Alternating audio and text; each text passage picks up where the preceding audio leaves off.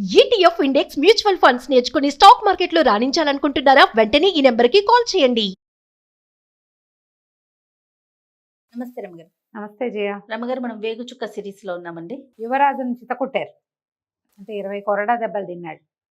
ఎప్పుడైతే ఇతన్ని దీనికి తీసుకొచ్చేసారు, అంతఃపురానికి మోసుకొచ్చారు, మరి 20 దెబ్బలు తింటే బాగా తగిలింది ఒళ్ళంతా.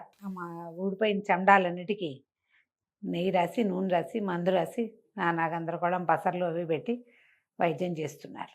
ఇంతలో అతనికి తనకి చిరపరిచితమైన కంఠస్వరం వినపడింది. ఆశ్చర్యపోయాడు. రాగమంజరి ఎలా వచ్చిందా అని.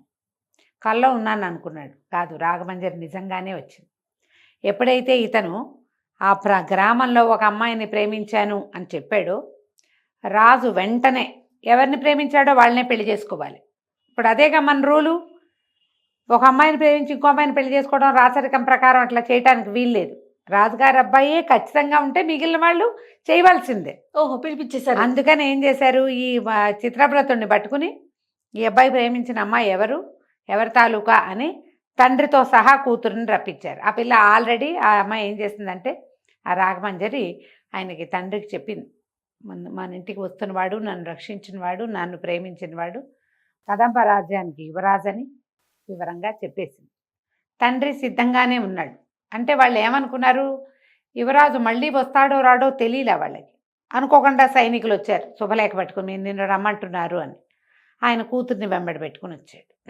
అమ్మాయి వచ్చి ఇతన్ని పరామర్శించింది. ఒళ్ళంతా దెబ్బలు. సరే తల్లి అన్నది, ఇంత సాహసం ఏమిటా నాయన, దెబ్బలు తినటానికే వెళ్ళినట్టు అంటే అతను అన్నాడు, అమ్మా మరి కొన్నిసార్లు వెళ్ళా, ఇలాంటి ఒక వార్త వచ్చిందని నేను వెళ్ళలేదనుకో, నేను మోసగాడిని అయిపోతాను. నాన్నగారు ఏకపత్ని వ్రతం అని చెప్పినప్పుడు నేను అదే కదా చెయ్యాలి, దానికోసం దెబ్బలు తింటే ఏమైంది అనేసరికి ఆవిడ సంతోషించింది. పిల్లల్లో అలా మాట నిలబెట్టుకునే గుణాన్ని తల్లులు అప్రిషియేట్ చేస్తే అలా ఆ గుణం ఇంకా కొంచెం వృద్ధి పొందుతుంది కదా. ఆ మాట నిలబెట్టుకునే గుణం. ఏం పర్వాలేదు, మనకు తగిన పిల్లని చేసుకుంది, కానీ ఆ పిల్లని వదిలే అని చెప్పే తల్లులు లేరు ఇప్పుడు. అవునండి, ఉన్నారు. ఆవిడ మహారాణి అయినా, కుమారుడు ప్రేమించిన అమ్మాయి ఎవరైనా సరే పర్వాలేదని, ఒక రైతు కుమార్తె అయినప్పటికీ ఆవిడేం అభ్యంతర పెట్టల. సరే బాగా కొంచెం 3-4 రోజులు పట్టింది ఈ గాయాలు మానటానికి. గాయాలు మానిన తర్వాత అత్యవసర సమావేశం ఒకటి ఏర్పరిచామని యువరాజుని రమ్మని కబురొచ్చింది. రోజు మంజరి వచ్చి ఇతని దగ్గర కాసేపు కూర్చునేది. తల్లి ఆ అమ్మాయి కూడా కూర్చునేవాళ్ళు. గడిచింది కొంచెం నొప్పులు తగ్గాక అబ్బాయి వెళ్ళాడు. శశికాంతుడు వెళ్తే చిత్రవ్రతుడు కూడా అతన్ని అనుసరించాడు. ఆ ఊరి పెద్దలు కొంతమంది, సైన్యాధ్యక్షుడు, పెద్ద మంత్రి గారు, ఈ చిత్రవ్రతుడు వాళ్ళ నాన్నే కాకుండా, తండ్రి గారు కాకుండా ఇంకా కొంతమంది మంత్రులు ఉన్నారు. కొంతమంది జ్యోతిషవేత్తలు, ఈ రాజ్యానికి ముందు నుంచి తమ సేవలు అందిస్తున్న వాళ్ళు ఒక చిన్న అత్యవసర సమావేశం లాంటిది ఏర్పరిచారు. ఏర్పరిస్తే శశికాంతుడిని అడిగారు, నీ ఉద్దేశం ఏమిటి, ఏం చేయాలనుకుంటున్నావు అంటే, ఇతను ఏమన్నాడంటే, ఒక రాజ్యంలో అరాచక పాలన ఉన్నప్పుడు ఆ రాజ్య ప్రజలే తిరగబడాలి. తిరగబడే అవకాశం లేదు. ఎందుకంటే అతను చండప్రచండు, గట్టివాడు. అప్పుడు పక్క రాజ్యాల వాళ్ళు ఎవరైనా కూడా ఈ పని చెయ్యొచ్చు. అప్పుడు మంత్రి గారు ఏమన్నారంటే, కానీ యువరాజా, అతను చండప్రచండు తన ప్రజల విషయంలోనే కాదు, చుట్టుపక్కల రాజ్యాల మీద కూడా అతను అలాంటి వాడే. అతను ఎవ్వరూ జయించలేరు. యుద్ధ విద్యలు బాగా వచ్చినవాడు, సైనికుల్ని బాగా పోషిస్తాడు అతను. దానివల్ల వాళ్ళు తెంపరితనంతో వస్తారు. అతను వేయగలిగేటువంటి యుద్ధతంత్రం సామాన్యమైంది కాదు. మరి దాన్ని ఎట్లా ఎదుర్కొంటే, ఇప్పుడు మనం యుద్ధానికి వెళ్తే మన సైన్యం కంటే అతని సైన్యం పెద్దది, గొప్పది, బలమైంది. అంటే అప్పుడు శశికాంతుడు అన్నాడు, దీన్ని ఉపాయంతో కొట్టాలి. వెన్ని ఇలాంటి వాళ్ళని ఉపాయాలతోటి కొట్టాలి. ఒక మంచి ఉపాయం ఉంది, మనం ఇలా చేయొచ్చు. ఏం చేయొచ్చు అంటే, ఇతను తన ఆలోచన చెప్పడం మొదలుపెట్టాడు. ఆశ్చర్యపోయారు. నిన్నటి దాకా ఊరికే అడవులు పట్టుకుని తిరిగిన యువరాజైనా ఇతను ఎలాంటి తెలివైన ఆలోచన చేశాడు అని. సరే, అందరూ సరేనన్నారు. సర్వసైన్యాధ్యక్షుడు సిద్ధపడ్డాడు. మీరు ఎప్పుడు ఎక్కడ ఎలా కావాలంటే అక్కడ మీకు సైనికులు అందేలాగా మేము చేస్తాం. ఒక వార్త వస్తే చాలు. నిజానికి ఈ రాజ్యం కదంబ రాజ్యము, కాంభోజ రాజ్యము వీళ్ళు మిత్రపక్షంగానే ఉన్నారు. ఒకళ్ళ రాజ్యంతో ఒకళ్ళు సంబంధ బాంధవ్యాలు కలిగి ఉన్నారు. అక్కడి నుంచి గుంపుగా ఒక 30 మంది వచ్చినా ఏం అడగరు. ఏం రాజ్యం అంటే కదంబ రాజ్యం. ఏం చేయడానికి వచ్చారంటే వ్యాపారం అని, ఊరికే చూడ్డానికి వచ్చామని, అదని అలా చెప్పుకోవచ్చు. సామాన్య పౌరుల వేషాల్లో ఎవ్వరు వచ్చినా ప్రవేశం ఉంది. ఏదో రాత్రి వేళ రానివ్వరు, యుద్ధంగా వస్తే కుదరదు. ఇప్పుడు యుద్ధం అంటే 10 మంది 25 మందితో చేయరుగా, 100 మంది కావాలి. అవును. అంతమంది రావడానికి ఏ రాజ్యానికి అవకాశం ఉండదు. అప్పుడు చాలా ప్రశ్నలు వస్తాయి. కానీ చిన్న చిన్న తుగుడీలుగా గ్రూపులుగా లోపలికి వెళ్ళచ్చు. ఆ ఒక్క అవకాశాన్ని వినియోగించుకుందామని చెప్పాడు శశికాంతుడు. సరే, చిత్రవ్రతుడు అన్నాడు, ప్రభు నేను కూడా యువరాజుకు సాయంగా వెళ్ళి ఈ కార్యాన్ని సాధించుకొస్తాను అనేసరికి అందరాజు నవ్వాడు. మీ వాడికి చాలా బాగా మాటలు వచ్చంటే శశికాంతుడు చెప్పాడు, నిజం, చిత్రవ్రతుడు పిరికివాడని మనం అనుకుంటాం, మొహమ్మ భయస్తుడు. కానీ సరైన సమయంలో అతను వేసిన కత్తే సింహాన్ని చంపడానికి ఉపయోగపడింది. సరైన సమయంలో కొన్ని పనులు చేస్తాడు, అవి ఉపయోగపడతాయి. కాబట్టి చిత్రవ్రతుడిని కూడా నాతో పాటు తీసుకెళ్తానన్నాడు. సరే, యువరాజు మంత్రికుమారుడు, రాజకుమారుడు మంత్రికుమారుడు ఇద్దరు బయలుదేరదామనుకున్నారు. తల్లికి రాఘవంజరికి చెప్పారు. అయితే ఆవిడేమందంటే ముకుంద స్వామి గారు వెళ్ళిపోతాడు, పిల్ల తండ్రి వెళ్ళిపోతాడు, కానీ ఈ అమ్మాయిని కొన్నాళ్ళు ఇక్కడ ఉంచితే ఈ రాచరికపు పద్ధతులు అంతఃపురంలో మెలగాల్సిన విధానం నేర్చుకుంటుంది, నాతో ఉంచమంది ఆవిడ. సరేనన్నారు. ఆయన వెళ్ళిపోయి అమ్మాయిని రాఘవంజరిని మాత్రం ఇక్కడ మహారాణితో పాటు ఉంచారు. రాకుమారుడు మంత్రికుమారుడు ఇద్దరు బయలుదేరి వెళ్తే ఈ రెండు రాజ్యాలకి మధ్యలో శ్రీపురం దగ్గర గూఢచారులు ఉంటారు. ఇంతకుముందు కూడా చూశారు అక్కడే వీళ్ళు. అవును. అక్కడ ఉన్న ఒక గూఢచారి వీళ్ళని ఆపాడు. ఎవరు ఏమిటి కత్తులు కట్టాలతో వీళ్ళిద్దరే, కానీ రాజపురుష వేషాలతో ఉన్నారు. ఆ కత్తి ఎగర కొట్టేశాడు శశికాంతుడు. ఇంతలో ఇంకోటి వచ్చాడు. ఇద్దరు అక్కడ ఉండేది గూఢచారులు. ఆ మొట్టమొదటి ఎప్పుడైతే వీరమల్లుడు దెబ్బలు తిన్నాడో ఆ వాళ్ళ రెండో వాడు లేకపోవటం వల్ల ఇది కుదిరింది. సరే, ఆ రెండో వాడిని కూడా రాకుమారుడు ట్రైన్లో పెట్టేశాడు శశికాంతుడు. ఇంతలో ఏం చేశారు, దూరం నుంచి 10 మంది సైనికులు వచ్చారు. వీళ్ళిద్దరిని కట్టేసి తీసుకెళ్ళిపోయారు.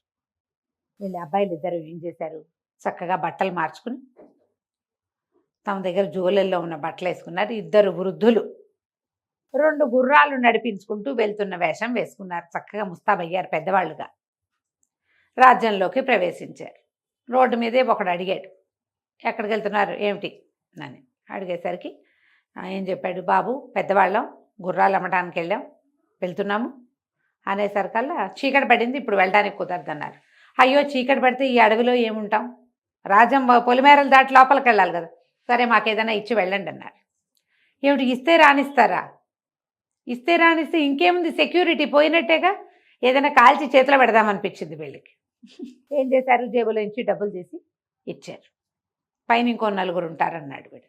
మీ అందరికీ ఇస్తూ పోతే మా వ్యాపారం ఏముందండి, ఇటు అడిగిన వాళ్ళకి ఇస్తూ పోతే కష్టము, మేము అంత ఇవ్వలేమంటే సరే తలా 1 రూపాయి ఇవ్వండి మేము చెప్తాం అని చెప్తే అక్కడ కూడా తలా 1 రూపాయి ఇచ్చి లోపలికి ప్రవేశించారు. రాత్రిపూట ప్రవేశం కష్టం. ఓకే. వీళ్ళు ఎప్పుడైతే ప్లాన్ చేసుకుని బయలుదేరారో వీళ్ళకంటే ముందే చిన్న చిన్న గుంపులుగా కొంతమంది సైనికులు వెళ్ళిపోయారు లోపలికి, సామాన్య పౌరుల వేషాలతో. వీళ్ళు లోపలికి వెళ్ళి ఒక పూటకోళ్ళ ఒక సత్రాన్ని, ఒక ఏమంటారు వచ్చి వెళ్ళి ఉండడానికి వీలుగా, ఇప్పుడు చౌల్ట్రీస్ ఉంటాయి కదా రాజుగారిని నిర్మించింది, అక్కడికి వెళ్ళారు. ఇద్దరు పెద్దన్న అప్పన్న శివన్న ఇలాంటి 2 పాత పేర్లు చెప్పారు. ఇద్దరు పెద్దవాళ్ళు వీళ్ళలా కనిపిస్తున్నారు కదా, నడి వయసు వాళ్ళలాగా కనపడుతున్నారు. చెప్పేసరికల్లా ఆయన ఏమన్నాడు, బాబు సత్రం లోపల ఉండాలంటే మీరు డబ్బులు చెల్లించాలండి, మీ వల్ల కాదనుకుంటే బయట వరండాలో పడుకోవచ్చు, భోజనం వెనకాల పూటకోళ్ళ ఇల్లు ఉంది, మీరు అక్కడికి వెళ్ళి తినచ్చు, మీరు డబ్బులు ఇస్తే డబ్బిచ్చిన భోజనం, డబ్బులు ఇవ్వకపోతే ఏదో పెట్టగలిగిన ఒక ముద్ద అన్నం, మీరు కావాలంటే వెళ్ళండి. సరే వీళ్ళు ఏం చేశారు, 2 గుర్రాలు తెచ్చారుగా చేరుకోటి, గుర్రాలని కట్టేశారు, గదికి కొంత సొమ్ము చెల్లించారు, లోపల పడుకుంటామని చెప్పి వెనక్కి వెళ్ళి ఆ పూటకోళ్ళ ఇంట్లో భోజనం చేశారు.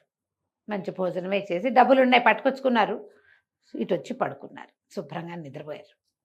నిద్రపోయి ఇప్పుడు ఏం చేయాలి, మెల్లిగా అటు ఇటు చూడడం మొదలుపెట్టారు ఊళ్ళో. దీనికి ఒక సిస్టమ్ ప్రకారం నడుస్తుంది ఆ కాంభోజ రాజ్యంలో. ప్రతి రోజు విడిచి రోజు ఒక్కొక్క గ్రామం వైపు ఒక దండు వెళ్తుంది సైనికులు. ఈ వెళ్ళి పన్నులు వసూలు చేసుకొస్తారు. ఈ సిటీలో పన్నులు వసూలు చేసే సిస్టమ్ వేరు, వీళ్ళే వెళ్ళి డబ్బులు కట్టి రావాలి. వీళ్ళ కోసం ఎవరు రారు. డబ్బులు కట్టారా లేదా మాత్రం కనుక్కోవడానికి మాత్రమే వస్తారు, కానీ వీళ్ళ ఎవరి డబ్బులు వాళ్ళే పట్టుకుపోతారు.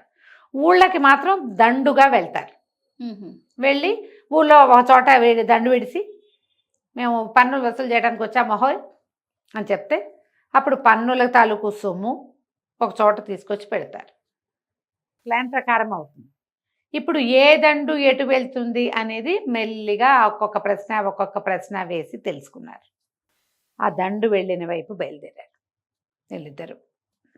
చిన్న ఉత్తరం మొదలుపెట్టారు సత్రంలో, గుర్తుగా ఒక చోట ఎక్కడికి వెళ్తున్నాము అని. అంతే, ఇద్దరు వెళ్ళారు. సాయంకాలం దాకా అడవి మాట వేసి కూర్చున్నారు. సాయంత్రం అయ్యేసరికల్లా సొమ్ములు మోసుకుంటూ ఆ దండు జనాలు సైన్యం లోపలికి వస్తుంది. అడవి దాటి ఊళ్ళోకి ప్రవేశించాలి. ఇంకా చివరికి వస్తుందగానగానే ఆపేశారు వీళ్ళిద్దరు. యథాశక్తి యుద్ధం చేశాడు. 15 మందిని మట్టి కరిపించేశారు. వాళ్ళందరూ నేల మీద పడిపోయి ఒక 6-7 తీవ్రమైన దెబ్బలు తగిలి 5-6 ఈ కదలలేని స్థితికి వచ్చాక చుట్టుపక్కల నుంచి 10 మంది వచ్చారు. రావటం ఏమిటి, చకచక ఈ ఎవరెవరైనా కింద పడిపోయారో వాళ్ళందరినీ తలా ఒక గుర్రం ఎక్కించి వాళ్ళ మీద వాళ్ళు ఆ గుర్రం మీదే రెండో వాడు కూడా ఎక్కేసి కామ్గా అడవి దాటించి తీసుకుపోయారు. సొమ్మంతా అక్కడే ఉంది. ఒక్క సైనికుడు నుంచున్నాడు. 15 మందిలో 14 మందిని తీసుకుపోయారు. ఒక్కడే నుంచున్నాడు. అవన్నీ మూట కట్టి భుజాన్ని వేసుకుని వెళ్ళిపో అన్నారు. వాడు తెల్లబెడితే డబ్బులు మీరు తీసుకోరా అన్నాడు. తీసుకో, డబ్బులు నువ్వు పట్టుకెళ్ళు. ఏం చేయాలో తెలీదా. 15 మంది 15 గుర్రాల మీద వేసుకొచ్చిన డబ్బు అక్కడ ఉంటే దెబ్బలు తగిలిన వాళ్ళందరినీ మోసుకుపోయారు. ఎక్కడికి పోయారో తెలీదు.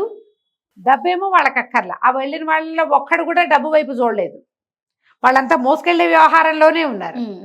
ఇన్ని సంచులు ఉన్నాయి కదా, 15 గుర్రాల సంచుల్ని ఓ 2 గుర్రాల మీద వేశారు. నువ్వు ఓ గుర్రం ఎక్కువ, రెండో గుర్రాన్ని లాక్కెళ్ళు, అప్పచెప్పి ఖజానాలో వేసేసుకొని ఈ డబ్బులు. నువ్వు అట్లా ఏం చేయాలో అర్థం కావట్లేదు. అసలు ఏం జరుగుతుందో అది తెలియటల్లా. సరే, గుర్రాన్ని ఇడుచుకుంటూ పోయాడు.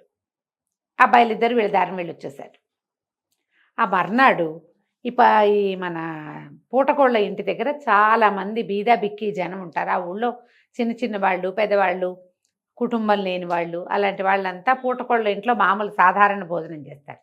ఈ రాజకుమారుడు మంత్రి కుమారుడు ఇద్దరు పోయి పూటకోళ్ళ అవ్వకి బాగా డబ్బులు ఇచ్చి వీళ్ళందరికీ శుభ్రమైన భోజనం పెట్టు, ఇవాళ మేము 2 గుర్రాలు అమ్మేం, వీళ్ళు తెచ్చిన గుర్రాలు వెళ్ళిపోయినాయి, గుర్రాలు అమ్మేశాం, మరి బాగా డబ్బులు వచ్చాయి కాబట్టి వీళ్ళందరికీ భోజనం పెట్టిస్తున్నామని అనౌన్స్ చేశారు. అందరూ తిన్నారు అక్కడ ఉన్నవాళ్ళు. ఒక్కడిట పెట్టినవాడు లేడయ్యా వ్యాపారస్తుడు, మా వాళ్ళు ఎలాగూ పెట్టరు, నువ్వు పెట్టావు విశేషంగా అని అందరూ బాగా మెచ్చుకున్నారు. ఆ సత్రం గుమాస్తా ఉన్నాడు కదా, వీళ్ళకి మొదట చెప్పాడు డబ్బులు ఇవ్వండి లోపల రావాలంటే. బాబు నన్ను కూడా పిలవచ్చు కదా అంటే, అది కాదండి మీరంతా ఇలా బీద బిక్కితో తింటారో తినరో అని మిమ్మల్ని పిలవలేదంటే, ఎందుకు తిన్నాను బాబు, అన్నానికి ఏమడ్డాం, తప్పకుండా అవసరం, ఈసారి మీరు విందిచ్చేటప్పుడు మళ్ళీ మమ్మల్ని పిలవాలి అన్నారు. అందరూ చక్కగా భోజనాలు చేశారు. ఇది మొదలు. మళ్ళా 3 రోజుల తర్వాత ఇంకొక దండు ఇంకో వైపు వెళ్ళింది. వీళ్ళు మళ్ళీ ఆ దారి పట్టారు. 14 మందిని చితకొట్టారు. చేయగలిగినంత యుద్ధం చేసిన వాళ్ళని పెడరెక్కలు విరిచి గుర్రాల మీద పడేసుకుని తీసుకుపోయారు. సొమ్మంతా ఖజానాకి వెళ్ళిపోయింది. సేమ్ ఇక్కడ ఏం చేశారో రెండోసారి అదే చేశారు. రెండోసారి జరిగేసరికి రాజు ఆశ్చర్యపోయాడు. అందరూ కూడారు వాళ్ళు, రాజు మంత్రి అందరూ, సైన్యాధ్యక్షుడు, సైనికుళ్ళు.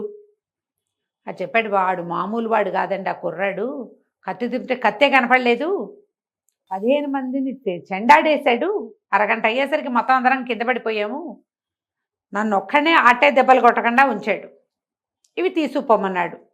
మనుషుల్ని ఎందుకు తీసుకెళ్తున్నారు, దొంగతనం అయితే డబ్బు తీసుకెళ్ళాలి. 2 సార్లు 2 14 28 మంది వెళ్ళిపోయారు సైనికులు. వీళ్ళందరూ కూడా గట్టివాళ్లే. దీని మీద ఆలోచించడం మొదలుపెట్టారు. ఏ స్ట్రాటజీ తోటి ఇది జరుగుతోందో, మనుషులు ఎందుకు తీసుకెళ్తున్నారు ప్రశ్న. ఈ ప్రశ్నకి సమాధానం ఎలా వీళ్ళకి లభిస్తుంది, ముందుగా శశికాంతుడు ఏం చేయబోతున్నాడో మనం తర్వాయి భాగంలో తెలుసుకుందాం. తప్పకుండా రమ్మగారు, చాలా ఇంట్రెస్టింగ్ అనిపిస్తుంది. నమస్తే.